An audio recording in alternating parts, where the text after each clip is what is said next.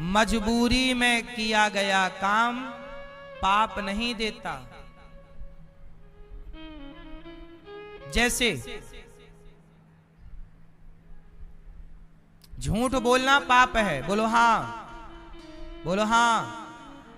झूठ बोलना पाप है, पर भगवान श्री कृष्ण ने स्वयं कहा था महाभारत में, झूठ बोल दो। क्या बोल दो? कह दो कि अश्वत्थामा मारा गया। गुरु द्रोणाचार्य से कह दो कि गुरु द्रोणाचार्य का बेटा अश्वत्थामा मारा गया। किसने बोला? भगवान कृष्ण ने कहा बोल दो। धर्मराज युधिष्ठिर बोले मैं नहीं बोलता, मैं झूठ नहीं बोलूंगा। भगवान बोले बोल दो। क्यों? अब सोचिए, भगवान एक तरफ कहते हैं सच बोला करो और एक तरफ भगवान कह रहे हैं झूठ बोल दो। क्यों? क्योंकि वहां परिस्थिति देखना पड़ेगी। वहां गुरु द्रोणाचार्य पांडवों की सेना को मारे जा रहे हैं, लाखों सेना मार चुके हैं, उनका क्रोध ज्यादा है, मार रहे हैं। सेना खड़ी है, मार रहे हैं खड़ी सेना को।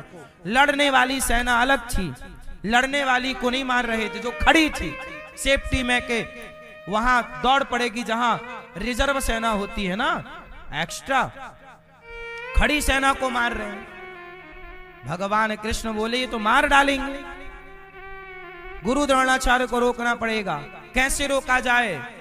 बोले सच से ये रुकेंगे नहीं, झूठ से रुकेंगे।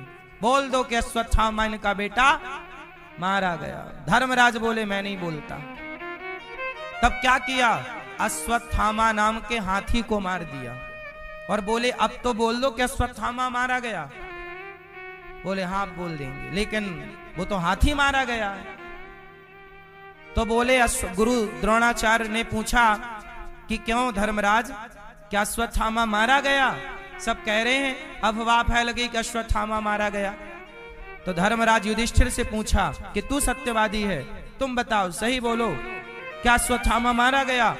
धर्मराज युधिष्ठिर बोले हाँ अश्वत्थामा मारा गया। नरोवा कुंजरोवा, हाथी मारा गया कि नर मारा गया? गुरुजी आप थोड़ा रिसर्च कर लेना।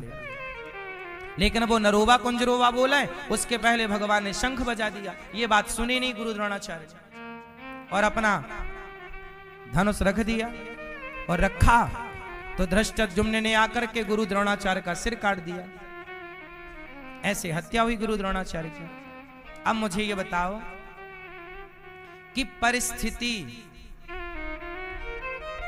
सच बोलना धर्म है, पर कई बार झूठ बोलना भी धर्म हो जाता है। बोलो हाँ।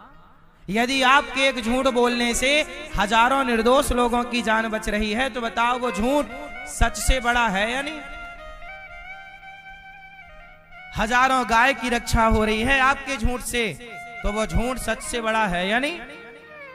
वो परिस्थिति क्या है, सिचुएशन पर निर्भर करता है कि उस समय हम जो कह रहे हैं वो बात सही है कि गलत।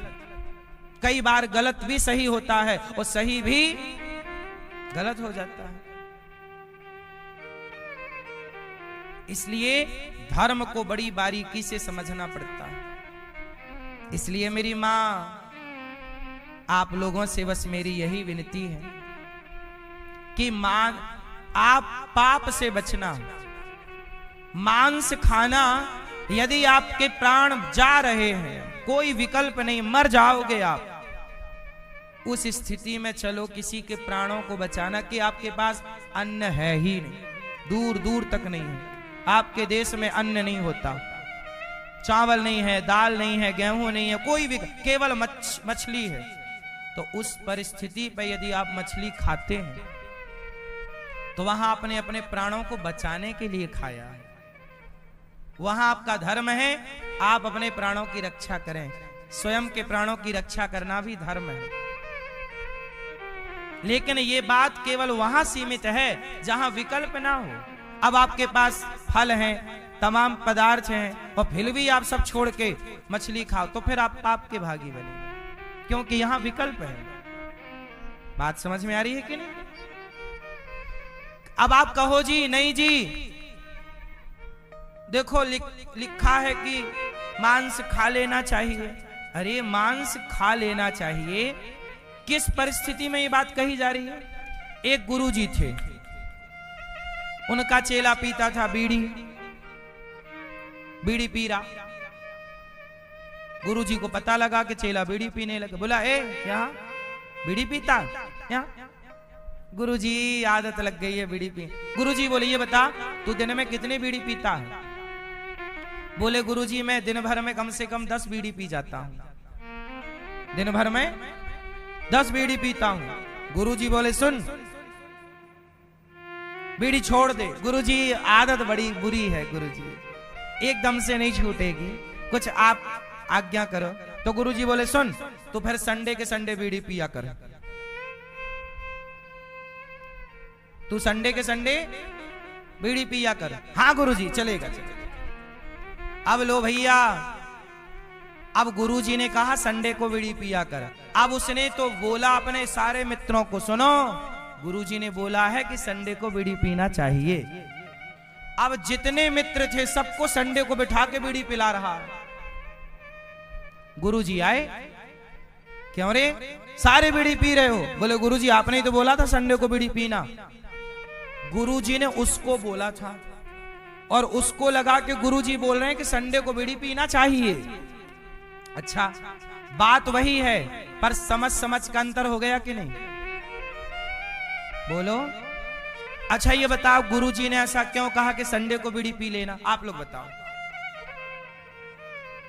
गुरुजी ने कहा कि तू रोज 10 पीता है तो 7 दिन में 70 हो गई, तो केवल एक दिन में 10 पिया कर भाई साहब। तो ऐसा, और 10 एक दिन में केवल 1 पिया कर, तो 70 बीड़ी से 1 बीड़ी पे आ गया, तो धीरे से वो 1 भी छूट जाएगी। इस भाव से गुरु ने समझाया कि धीरे धीरे छोड़। तो गुरुजी ने बोला इस भाव से था कि छोड़ने के पक्ष में, लेकिन उसने क्या बना लिया? गुरुजी का सिद्धांत बना लिया बातों का, कि गुरुजी की आज्ञा है कि सुनो सब लोग पियो, क्योंकि गुरुजी ने आज्ञा दी।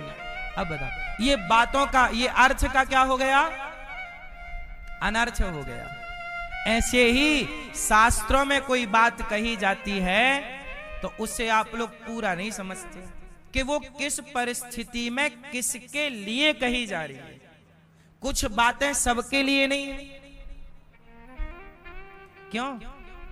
अब एक बाप के 4 बेटे हैं, तो बाप डांट रहा है बच्चे को, तो डांट रहा है तो उस 4 बच्चों में एक को ही तो डांट रहा होगा जो गलती किया होगा, सबको थोड़ी डांट रहा होगा।